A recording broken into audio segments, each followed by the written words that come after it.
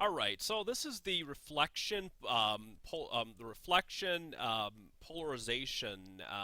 screencast, and so there's a few steps here. First, I've got to solve for RS and RP, throw that into my matrix, and then I got to plot it for what that may look like, given based on some of the instructions that you gave, Andy.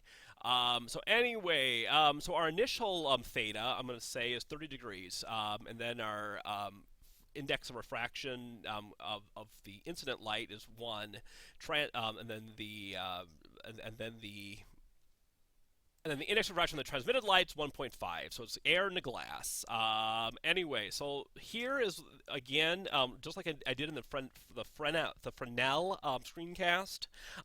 We've got we're solving for RS and RP using the Fresnel coefficients, and then here is this is just Snell's, and then we get well, I got two values, and one of them makes sense, one of them doesn't, and this one doesn't, for a few reasons. One is the angle should be smaller. The transmitted angle should be less than the incident angle in this case, so that just makes sense. And two, the R values are a ratio of reflected to incident, and this would suggest that we're getting more light out than we put in, which I guess doesn't make any sense. So we're going to ignore these and go with these because those numbers just seem to make more sense.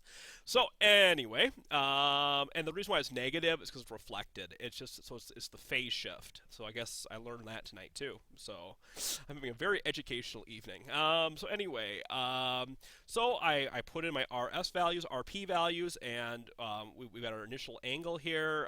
So this is so cosine of 30, sine 30, RP, RS, and we get these numbers, plot it using your method, and it's really boring.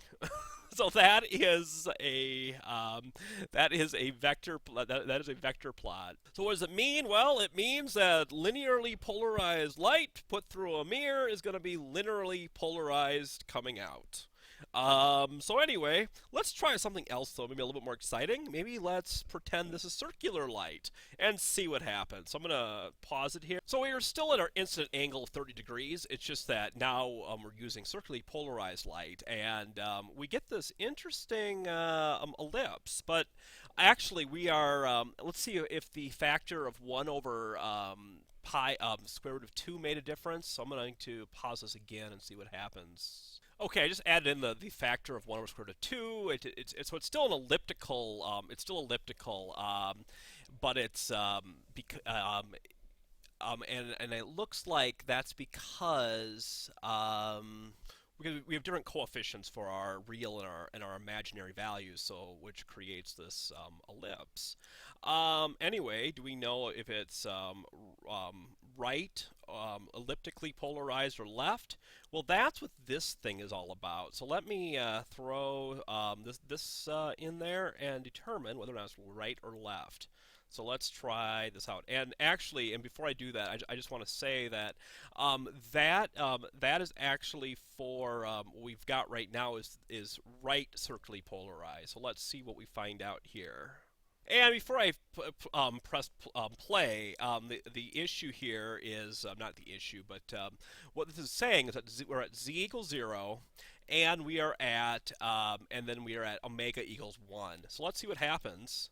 Okay, so we've got this small magnitude, and it is elliptically polarized, and it is going, that's counterclockwise, so it is left circular, left, right, no, so I'm backwards there. Okay, so left circular, and that's, so it looks like when we polarize, when we reflect linear light off a surface, we get linearly polarized, and when we reflect circularly polarized light, we'll get elliptical or circularly polarized. At least that's what it seems like to me.